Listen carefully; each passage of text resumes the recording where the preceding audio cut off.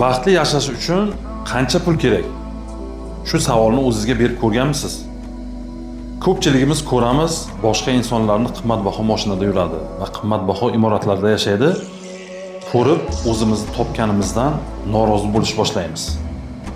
Va mana shu orzu-havaslar tufayli qimmatbaho mashina, qimmatbaho imoratlarni sotib olamiz va o'zimizga tashvishni, g'amlarni o'zimiz yaratib qo'yamiz. Ana undan keyin halovat yo'q.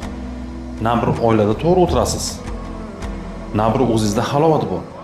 Bu yoqda qarzni berish kerak, oy tez o'tadi, bu yoqdan buni pulni berishingiz kerak va mana shu yerda inson hayotdan nolishni boshlaydi.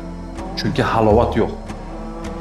Shuning uchun har kimga o'zini yo'li berilgan. O'sha bosib o'tadigan yo'llari bor. Kimgadir 20 yoshda bersa, kimgadir 30 da, kimgadir 40 yoshda beriladi. Hammaga har xil beriladi. Shuning uchun boriga shukr qilib, baxtli yashashga harakat qilishimiz kerak.